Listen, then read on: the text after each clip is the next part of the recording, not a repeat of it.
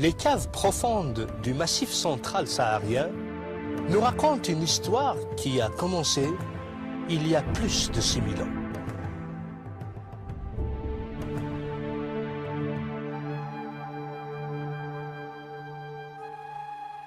Une histoire de survie, de lutte contre les éléments, une histoire de découverte et de triomphe, de victoire et de déception. L'histoire d'un peuple qui a su capter l'essence de son identité, de la plier à volonté pour la protéger contre les menaces du temps. Un peuple, des tribus, une famille, les Berbères.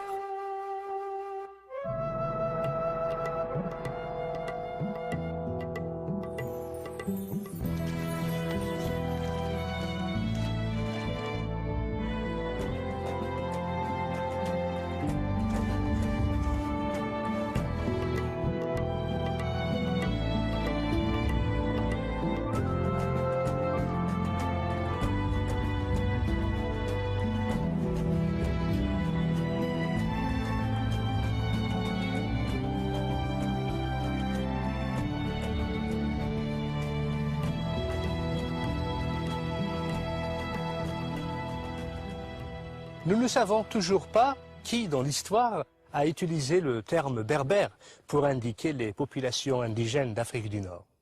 Peut-être les Grecs, en les désignant d'étrangers, ou encore les Romains, les appelant barbares.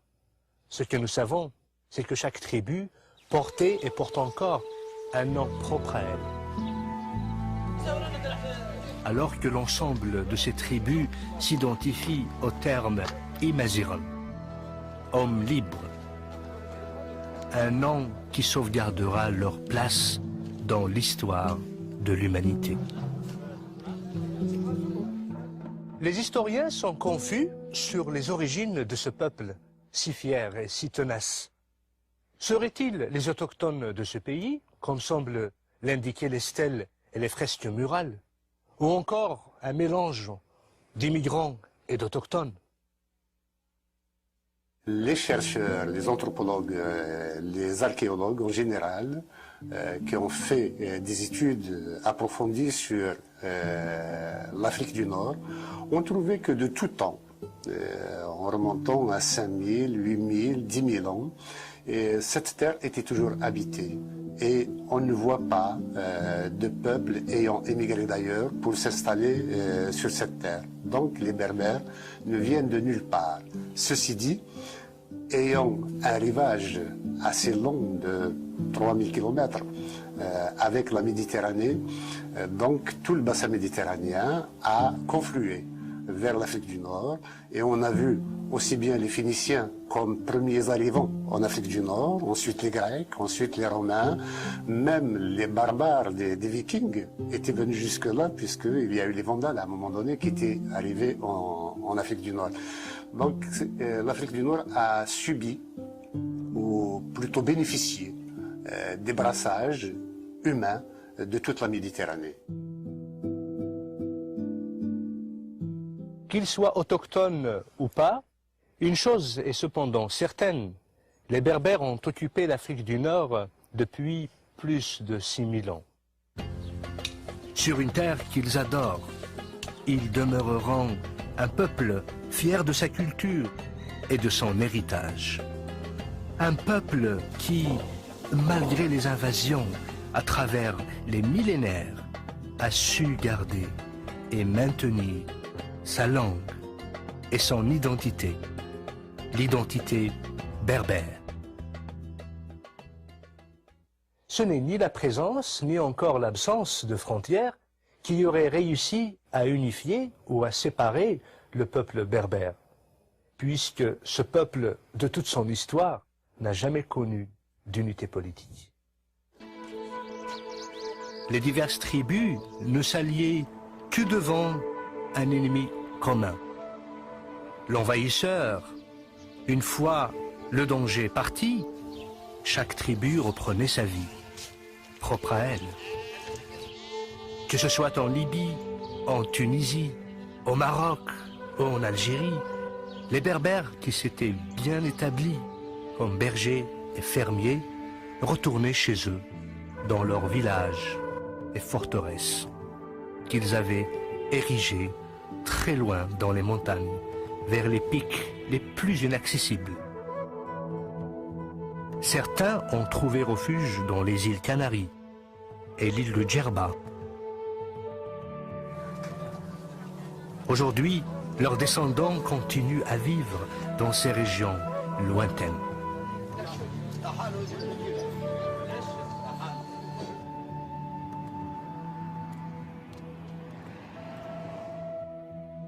Dans les montagnes de l'Atlas et du Djurdjura, les Kabyles, les Mzab, les Chaouis. Au Maroc, les Berbères du Rif, les Chlah et les Souss. En Égypte, à l'oasis de Siwa, en Tunisie et en Libye. Les Berbères se sont dirigés aussi vers le sud du continent africain. Le Mali, le Niger, la Mauritanie, le Burkina Faso et le Sénégal. Toutes ces régions abritent les Touaregs, les Berbères du Sahara, les hommes bleus du désert. Mais si les Berbères n'ont pas connu d'unité politique, ils ont par contre connu l'unité culturelle, linguistique et artistique.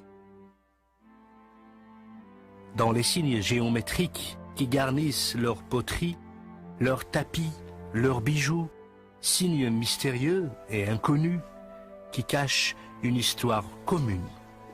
L'histoire d'un homme, d'une femme, d'un peuple, l'histoire des Berbères. Notre histoire commence ici, à l'intérieur de l'espace africain, où les Berbères, pendant des millénaires, ont joui des avantages que leur procuraient la mer et les plaines d'un côté, les montagnes et le désert de l'autre. Notre histoire commence en Libye. La Libye a connu pendant des milliers d'années la population berbère la plus importante de toute l'Afrique du Nord. Nous identifions deux grandes familles de tribus libyennes, les Lébous, les Téméhous, mentionnées dans des inscriptions égyptiennes, datant de plus de 5000 ans. Ces inscriptions faisaient allusion aux migrations des peuples berbères en Égypte. Les tribus des Lébous vont finir par s'installer en Égypte, à l'est du delta. Ils payeront leur tribut aux autorités égyptiennes. Ils vont s'engager aussi dans l'armée. Des siècles plus tard, les Berbères vont finir par s'intégrer militairement, socialement, en Égypte. Ils vont prendre en autorité et en savoir-faire. Ils marqueront définitivement l'histoire de l'Égypte.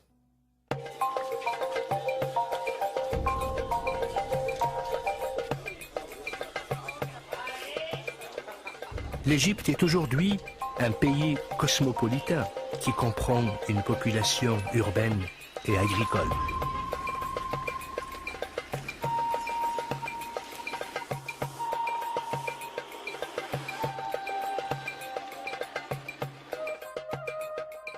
Rien ne captive l'imagination comme les splendeurs de la civilisation égyptienne. Les pyramides de Giza, gardées par le grand sphinx.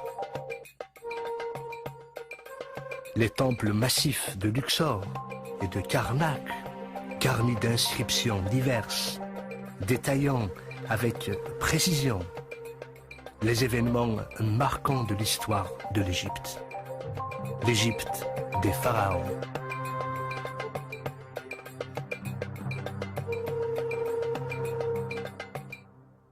C'est grâce aux documents égyptiens anciens que les ancêtres des Berbères, installés à l'ouest du delta, nous sont connus. Il y a les Tehenou et les Temehou du 3e millénaire, les Lebou et les Machewesh du 2e millénaire. Mais comment les Berbères ont-ils réussi à se constituer en véritable puissance, qui a même réussi au début du 1er millénaire à se rendre maître de l'Égypte?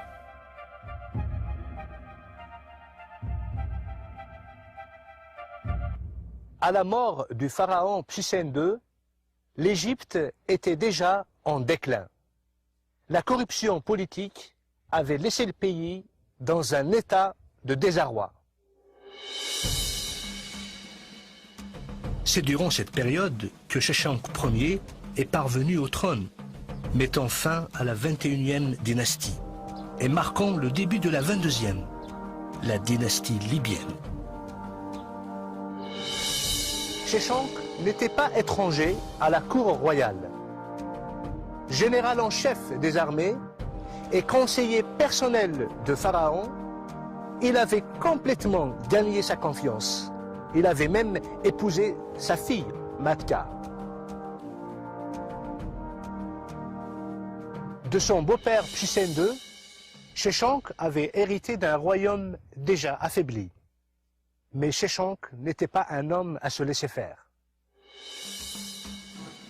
Il a d'abord décidé de mettre les affaires du pays en ordre, en limitant l'influence des prêtres qui avaient abusé du pouvoir royal. Pour s'assurer de leur loyauté, il nomma son fils, Iyuput, comme grand prêtre d'Amon.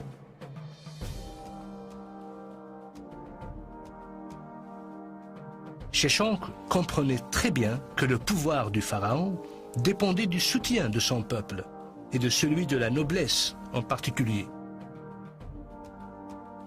C'est ainsi qu'il a permis aux seigneurs de la terre d'épouser les filles de la cour royale, pratique inhabituelle en Égypte. Ensuite, Sheshonq s'attaqua aux problèmes politiques.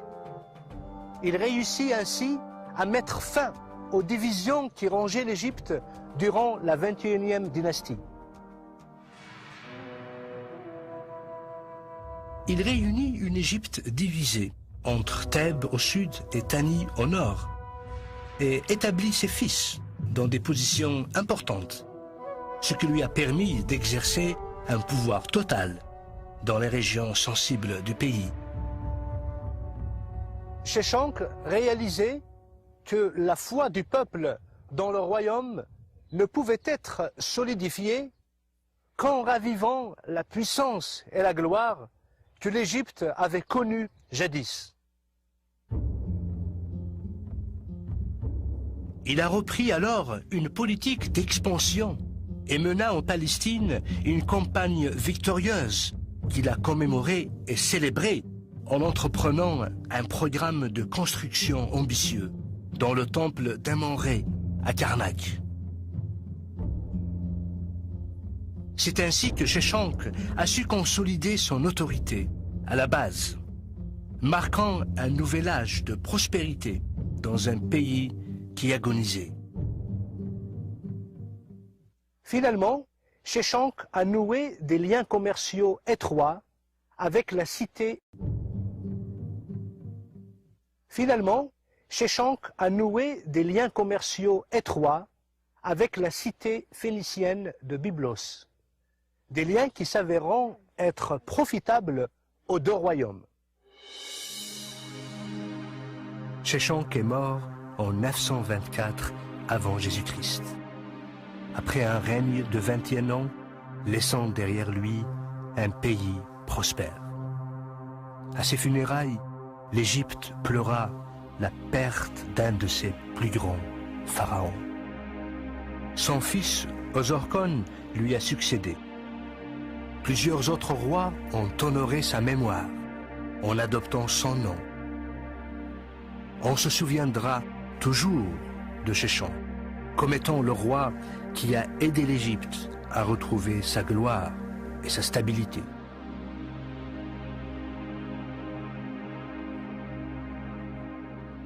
Si Sheshonq est le roi berbère qui a profondément marqué l'histoire de l'Égypte, d'autres rois aussi illustres vont marquer définitivement l'histoire de l'Afrique du Nord.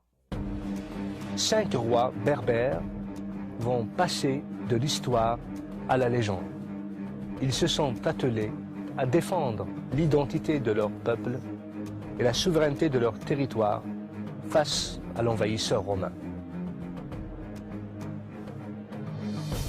Massinissa, Jugurtha, Juba I, Juba II et Ptolémée, roi de Mauritanie, vont profondément marquer l'histoire de la Berbérie. 2 parmi eux se distingueront d'une manière particulière par leurs qualités exceptionnelles, par leur courage et leur probité.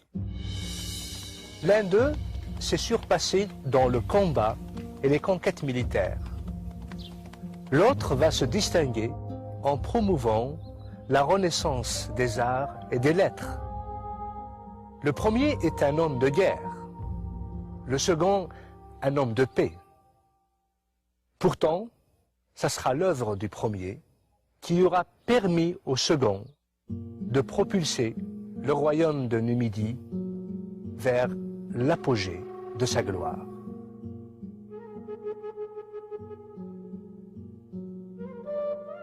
Je me trouve aujourd'hui dans la ville de Carthage.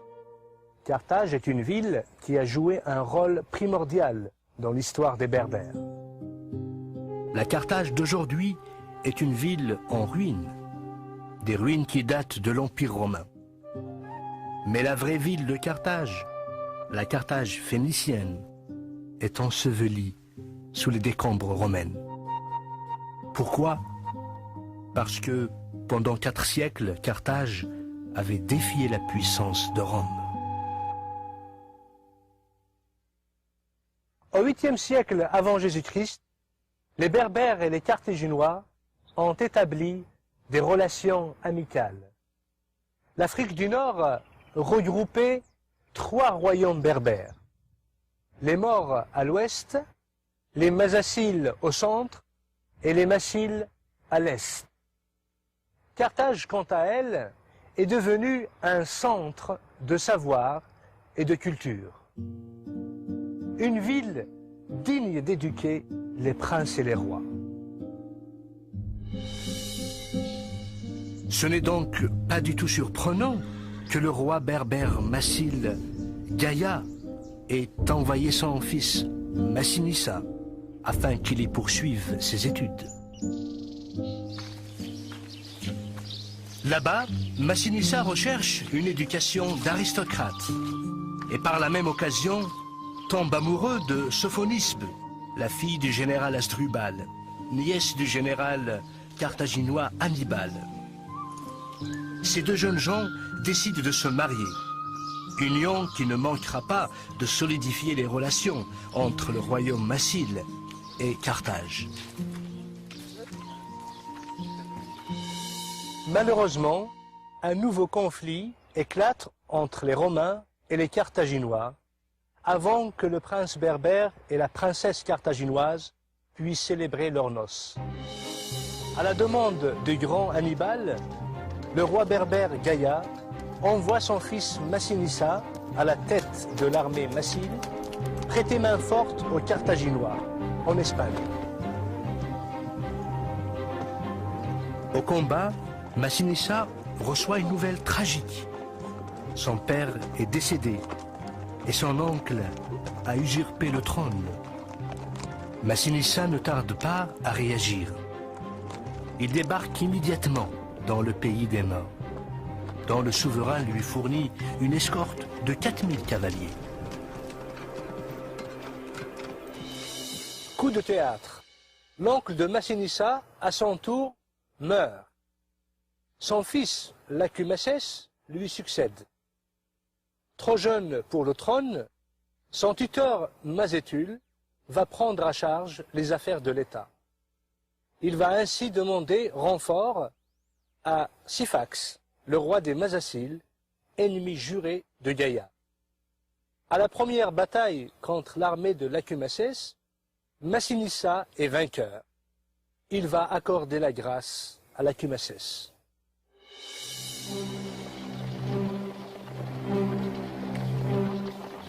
Cependant, les renforts de Syphax arrivent. Battu et blessé, Massinissa fuit en se jetant dans une rivière. Le croyant mort, Syphax arrête la poursuite. À peine rétabli, Massinissa repart à la conquête de son royaume. En apprenant que le roi est toujours vivant, les Berbères s'unissent à lui. Déçu par l'indifférence des Carthaginois à la mort de son père et craignant pour le sort de son peuple, Massinissa décide de tourner le dos à des siècles de conflits avec Rome et il lui tend la main. Dans un acte de vengeance, Syphax rentre alors à Carthage et obtient la main de la princesse Sophonobie. Finalement, en 203 avant Jésus-Christ, Massinissa finit par vaincre et capturer Syphax. Il s'empresse aussitôt de se rendre à Cirta, où il retrouve sa bien-aimée. Il lui promet de la sauvegarder du sort réservé aux prisonniers des Romains. Pour ce faire, il décide de l'épouser. Cependant, le général romain Scipion ne fléchit pas. La reine Massaécile doit être remise aux Romains. Fidèle à sa promesse, Massinissa lui ramène alors un breuvage empoisonné qu'elle n'hésite pas à boire.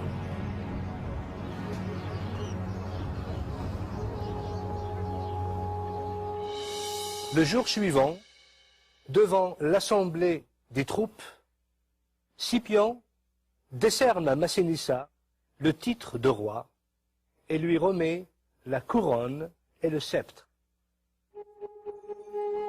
Durant les 53 années de son règne, Massinissa va s'occuper à organiser et à enrichir son royaume. À Cirta, la nouvelle capitale du royaume, il va installer une cour royale digne des monarchies hellénistiques.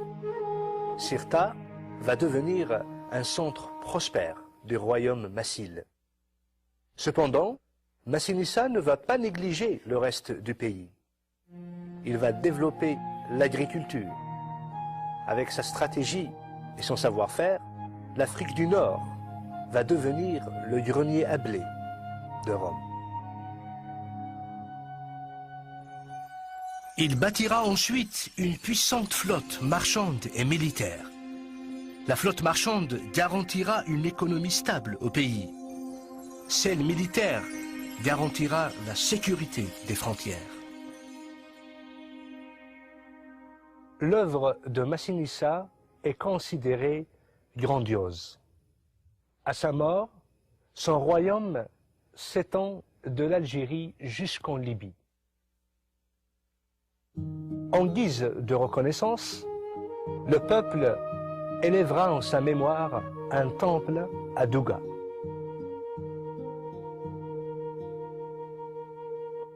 Le choix de Massinissa s'est révélé judicieux. Au printemps de l'année 146 avant Jésus-Christ, après sa victoire finale contre Carthage, Rome s'est installée en Afrique. Sur les ordres de Scipion, Carthage, la ville la plus prestigieuse d'Afrique du Nord, a été complètement détruite. Ses murs rasés, sa population exterminée, son héritage effacé à jamais. Déclaré par les Romains, interdit aux hommes pour l'éternité. Cependant, l'essence de Carthage ne mourra pas. C'est pourquoi les Romains ont décidé d'annexer les territoires qu'elle dominait. C'est ainsi que Rome va prendre possession de ces terres fertiles pour y implanter des colonies. Un siècle plus tard, les Romains auront fondé la grande province de l'Afrique. Si l'histoire se souviendra toujours de Massinissa comme étant guerrier et roi légendaire qui a apporté à son peuple la stabilité et la prospérité, Juba II, lui, sera reconnu comme étant le roi berbère qui a donné à son peuple son âge d'or. Mais comment se fait-il un orphelin de 4 ans a su gagner la confiance et le respect de Rome, l'admiration des Grecs et l'adulation de son propre peuple?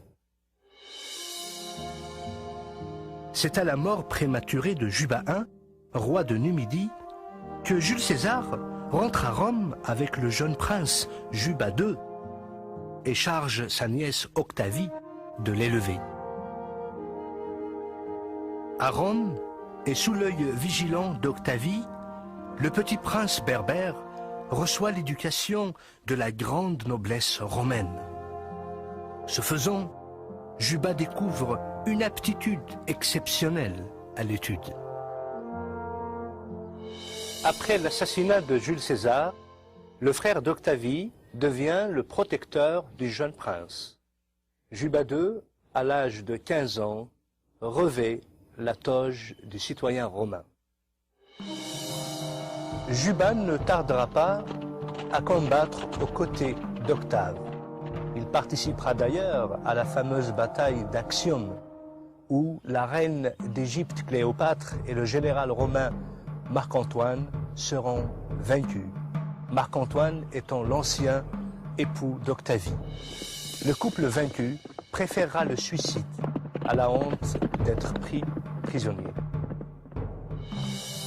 Désormais, seul maître de l'Empire et amplement conscient des difficultés que provoquerait pour Rome le maintien de l'Afrique du Nord sous son joug, mais aussi tellement confiant dans la loyauté et la fidélité de Juba II, Octave Auguste va concéder à Juba II le royaume de Mauritanie.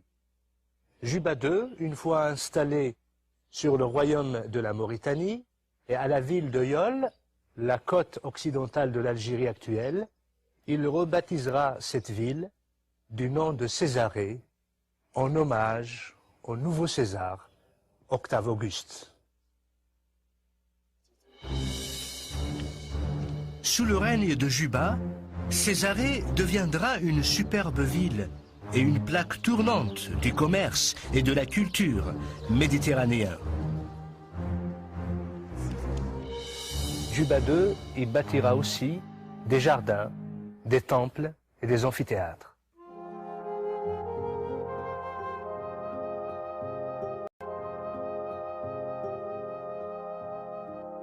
Juba II s'emploiera aussi à enrichir son royaume en encourageant le développement de l'agriculture. La Mauritanie ne tardera pas à devenir un véritable grenier à blé en fournissant les 2/3 des besoins en blé de Rome, ce qui lui apportera aussi de considérables revenus. En étudiant avide de savoir, le roi attirera à sa cour de nombreux artistes et intellectuels grecs. Tandis que les uns lui orneront le palais de superbes sculptures, les autres lui vendront des manuscrits rares, collectés dans le monde entier. Juba II a écrit beaucoup d'ouvrages consacrés à l'histoire, à l'archéologie, au théâtre et à la peinture. À l'instar des Grecs qui, en guise d'admiration, ont placé son buste à la bibliothèque d'Athènes, nous aussi, nous ne pouvons que rendre hommage à ce grand roi berbère pour sa curiosité intellectuelle.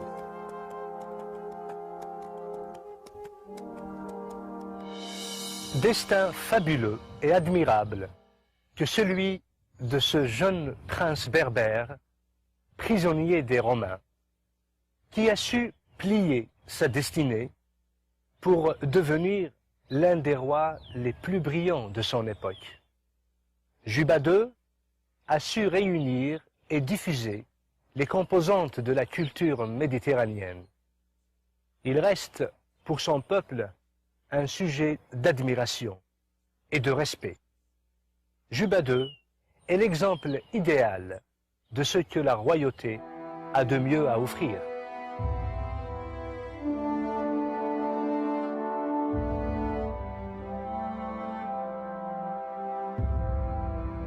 Avec la présence romaine en Afrique du Nord, le christianisme atteint les populations berbères pour jouer un rôle majeur dans leur histoire. Cependant, les Romains ne tolèrent pas la foi chrétienne. Ils considèrent cela comme une menace à la stabilité de l'Empire.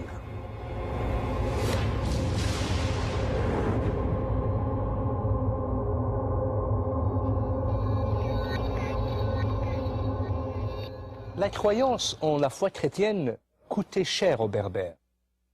Persécutés, torturés à mort, les Berbères comparaissaient quasiment tous les jours devant les tribunaux romains.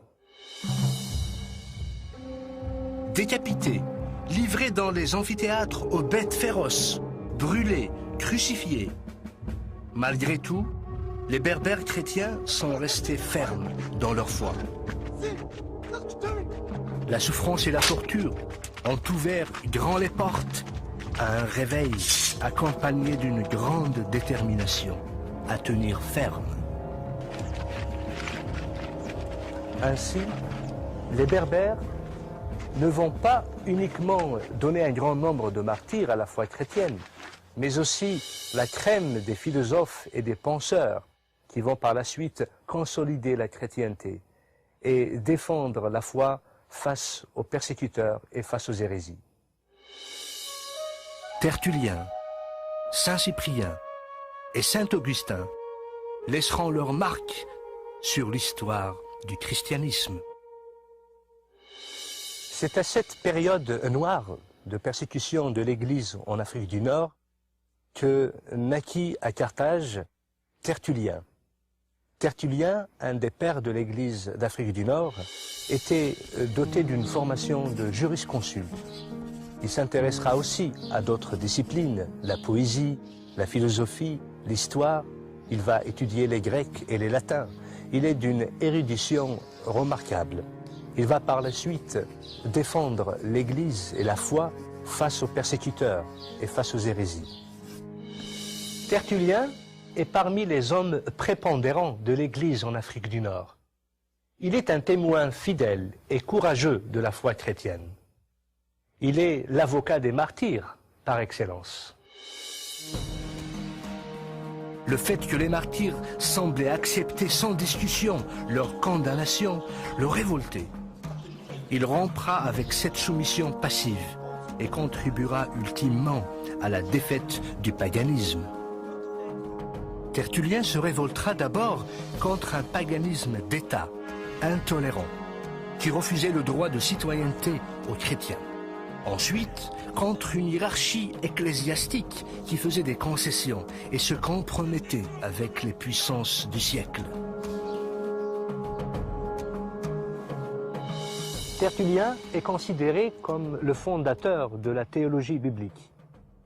Il est parmi les pères de l'Église qui marqueront considérablement l'histoire de la chrétienté. Il est à la fois apologète, enseignant, moraliste et théologien. Tertullien est considéré aussi comme le champion de la défense de la chrétienté. À sa suite viendra Cyprien.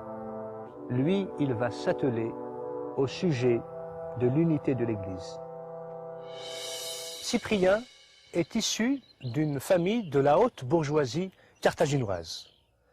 Enfant de païens, il défendait l'idolâtrie. Il jouissait aussi d'une fortune personnelle considérable. Après avoir complété son éducation, il devint un rhéteur et un maître éloquent, incontesté. Sa renommée grandit dans la cité carthaginoise. Il est aussi un avocat de métier. Cyprien de Carthage mena une vie de très haut niveau. Il aimait les luxes et les plaisirs de la vie. Il entretenait des relations d'amitié avec la plupart des notables de Carthage, avec lesquels il gardera fidélité pour longtemps. Ce rhéteur remarquable, très riche et mondain dans sa vie, ne finira pas d'étonner la haute société carthaginoise lorsqu'il se convertit au christianisme.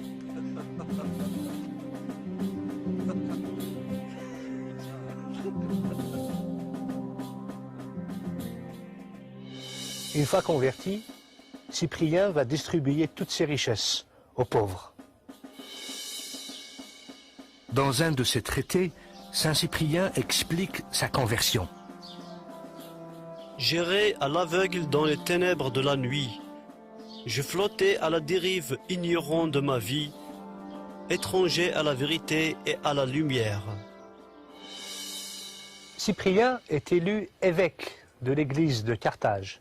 Il prendra ainsi la charge de l'église et occupera une place de prééminence dans l'ensemble de l'église d'Afrique. Cyprien va aussi publier son fameux traité sur l'unité de l'église, un de ses ouvrages qui exercera une profonde influence sur l'ensemble de l'église de l'Afrique.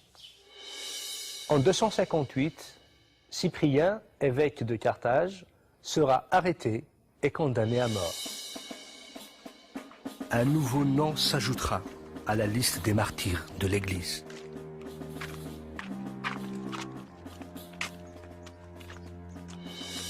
Lorsque Constantin devient empereur de Rome, il manifestera une attitude bienveillante envers l'Église. Ainsi, la religion chrétienne, devenue officiellement une religion de l'Empire, reconnue, la persécution envers les chrétiens va cesser.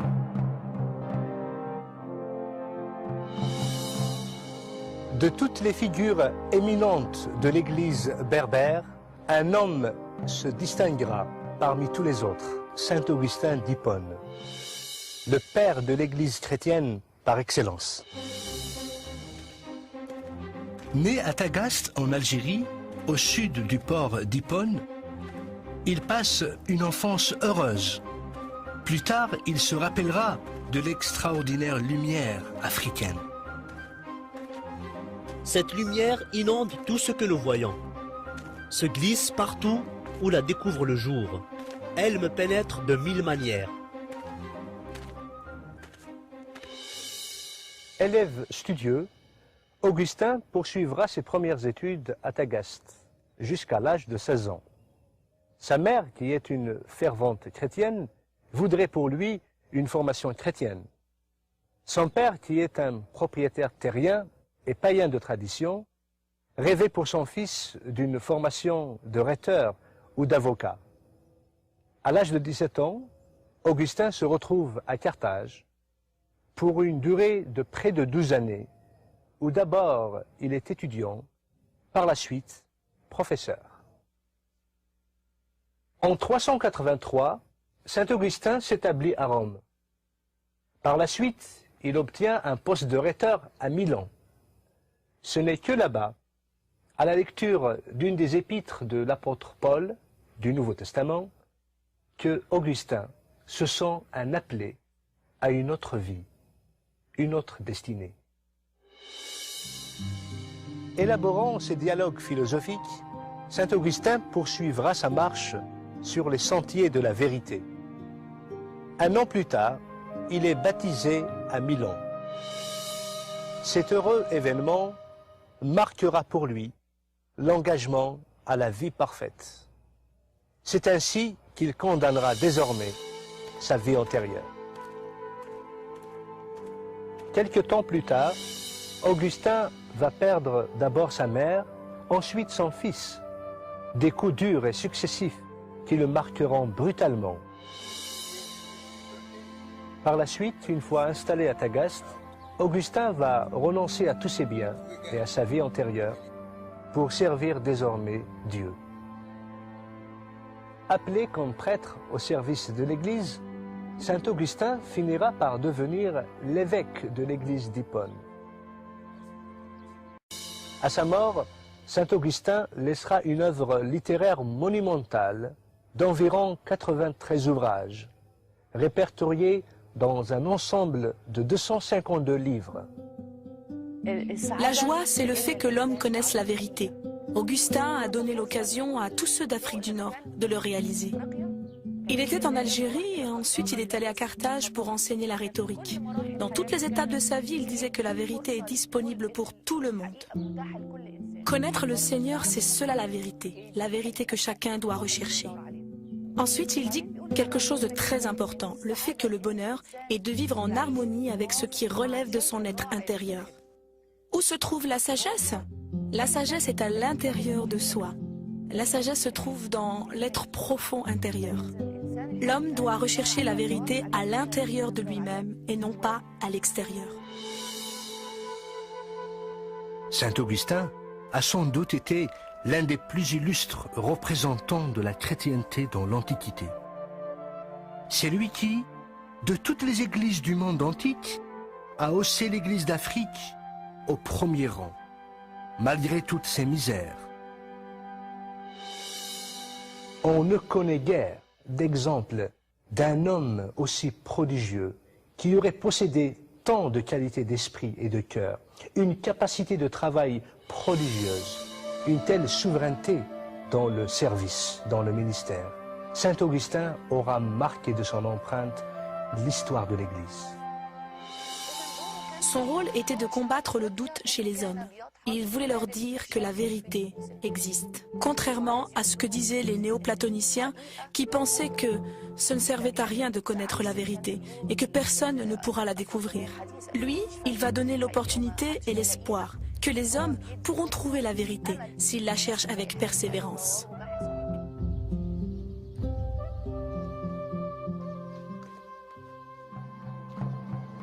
Pendant des millénaires, les Berbères ont joué un rôle critique sur la scène de l'histoire. Ils ont été capables de survivre et même prospérer, aussi bien sur leur propre terre que dans de lointains pays étrangers. Ils ont aussi offert au monde de grands philosophes, de grands penseurs, de grands rois. Cependant, la contribution des Berbères aux pages de l'histoire de l'humanité ne serait complète sans la mention d'une personnalité dont la renommée dépassera le nord du continent africain. De celle qui, jusqu'à nos jours, sera révérée en tant que reine des Berbères. Une femme qui symbolise peut-être au plus fort ce qu'est l'esprit berbère. Aux yeux de son peuple, elle est Dihya. Pour ses ennemis, elle est la Kahina, ou la prêtresse, à craindre et à respecter. Preuve en est.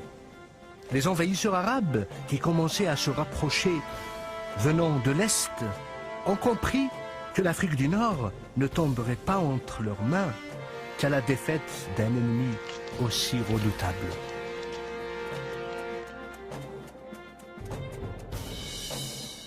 Au début du 7e siècle, le roi Tabet a régné sur la tribu des Ijarawen à l'est de l'Algérie, dans les montagnes des Aurès.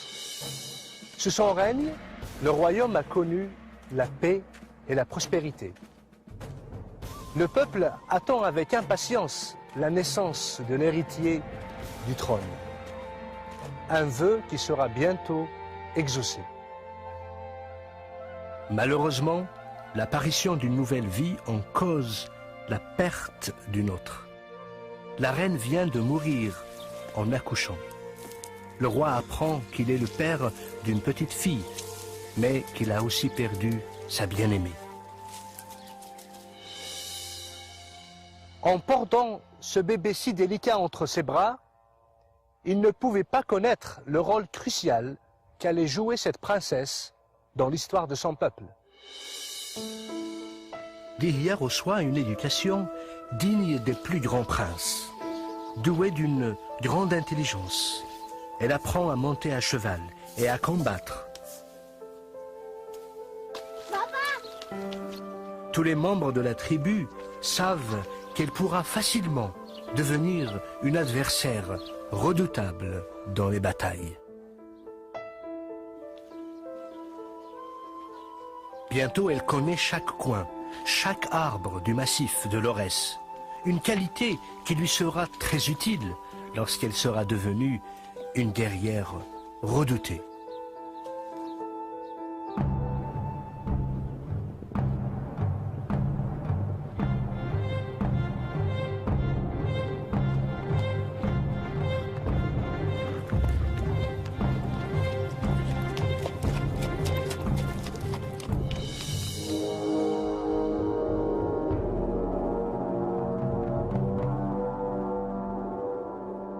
Très loin, à des milliers de kilomètres du pays berbère, en Arabie, des événements dramatiques allaient influencer le cours de l'histoire.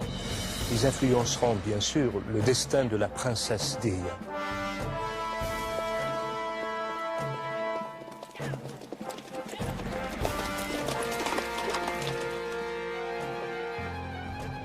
Avec l'apparition de l'islam, les Arabes commencent la conquête de l'Ouest. Vers la fin du 7e siècle, les premiers guerriers arabes arrivent en Afrique du Nord. L'Égypte d'abord tombe entre leurs mains, puis la Libye, suivie de la Tunisie. Le calife Muawiyah va alors envoyer son lieutenant, Uqba ben Nafa, en terre d'Ifriqiya. C'est Uqba ben Nafa qui va fonder Qayrawan, la première ville musulmane en Afrique du Nord. La ville de Kairouan étant édifiée, elle servira en quelque sorte de tête de pont pour les armées arabes en Afrique du Nord. Les armées byzantines étant disséminées le long de la côte de la Méditerranée, Uqba ibn Nafa préféra pour atteindre le pays traverser les hauts plateaux. Sauf que il fera face à une résistance farouche de la part des Berbères. Cette résistance est dirigée par Koseila, un chef berbère qui règne sur la tribu des Iraouibn. Après de nombreux combats qu'il perdra, Uqba tombe en disgrâce et retourne en Arabie.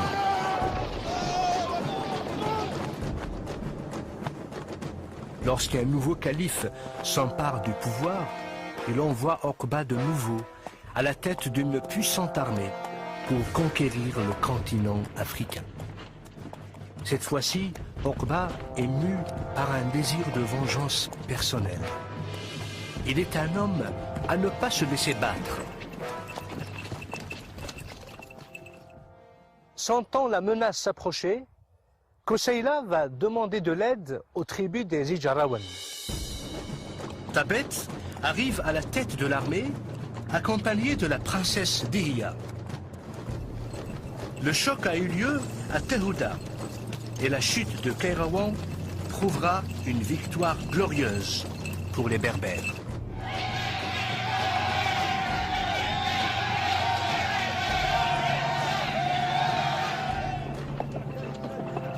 Mais l'armée arabe attaque de nouveau, sous Zuhair. Koseila et Dihya se battent farouchement à la tête de leur armée.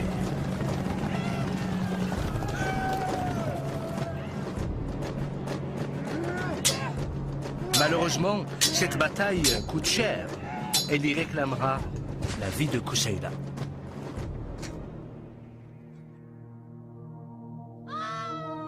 Comprenant que leur chef est mort, les cavaliers se rallient autour de Dihya.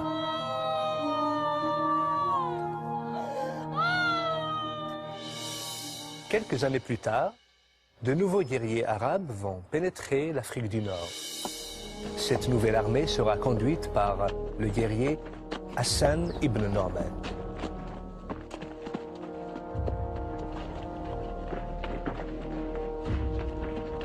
Les armées arabes vont reprendre la ville de Kairouan. Ils vont aussi s'accaparer de Carthage. La chute de cette cité annonce définitivement la fin de la présence des Byzantins à Carthage. Une nouvelle ville va être édifiée. C'est la ville de Tunis. Maître de la côte, Norman porte ses regards vers l'intérieur du pays, sur lequel règne une guerrière redoutable. Il sait que tant qu'il n'aura pas vaincu la Kahina, il ne pourra jamais prétendre avoir conquis l'Ifriqiya.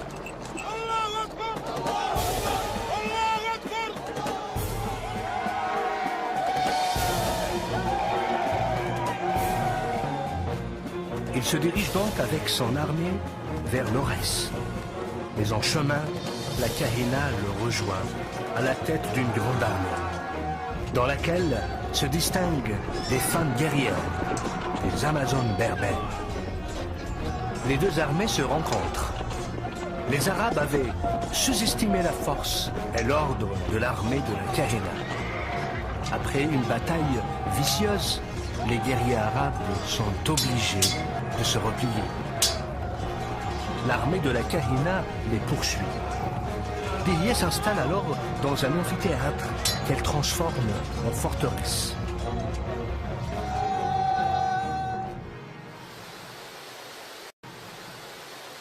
Cependant, l'armée arabe ne va pas tarder à revenir. Alors Kahina décide de mettre le pays à sac en poursuivant ce que l'on appelle une politique de terre brûlée, espérant ainsi que les Arabes la laisseraient tranquille. Ce que Kahina ne réalisait pas, c'est que l'ennemi n'avait pas uniquement pour objectif la conquête territoriale. Fatigué et mécontent, le peuple conteste ce qu'elle a fait. C'est alors que Hassan décide d'attaquer. Voyant que l'armée arabe est aux portes de la forteresse, Kahina demande aux tribus de se joindre à elle. Mais elle ne jouit plus autant du soutien de ses alliés. Et bon nombre de tribus refusent de s'unir à elle.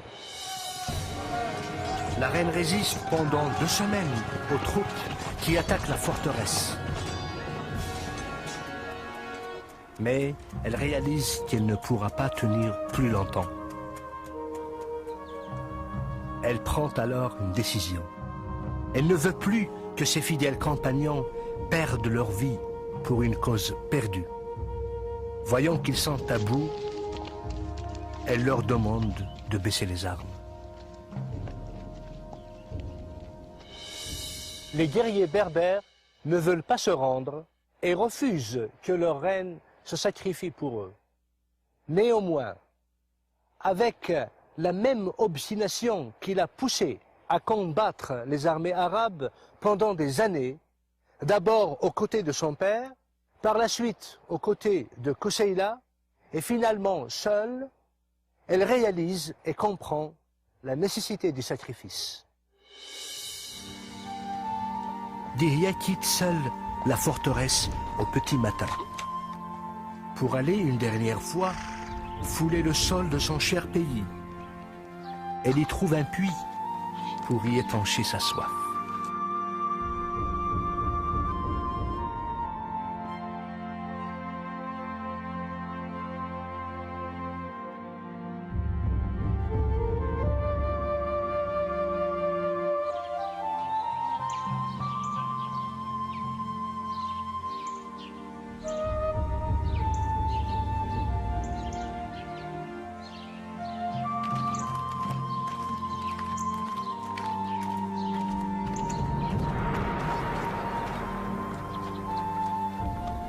C'est là-bas que Hassan la retrouve.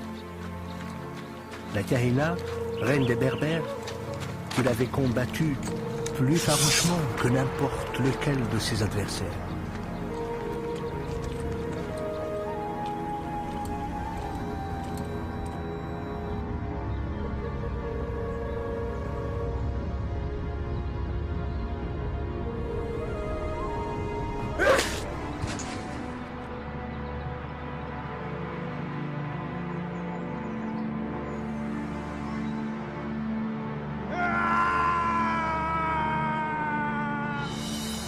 Ce jour-là, les Berbères pleureront la perte de leur reine bien-aimée. Ils avaient compris qu'avec la mort de Dihya, ils avaient perdu une femme de grande valeur, un vaillant chef, une femme dont le courage n'a d'égal que son cœur. La reine qui aura passé sa vie à lutter pour la liberté de son peuple, qui aura veillé des nuits entières à évaluer la menace qui venait de l'Est, pouvait maintenant se reposer en paix dans le sein de cette terre qu'elle avait tellement chérie, de ce pays qu'elle avait préféré à sa propre vie. Aujourd'hui, plus de 13 siècles après sa mort, Dihya sera toujours cité parmi les plus grands défenseurs de la liberté que les Berbères auront jamais connue.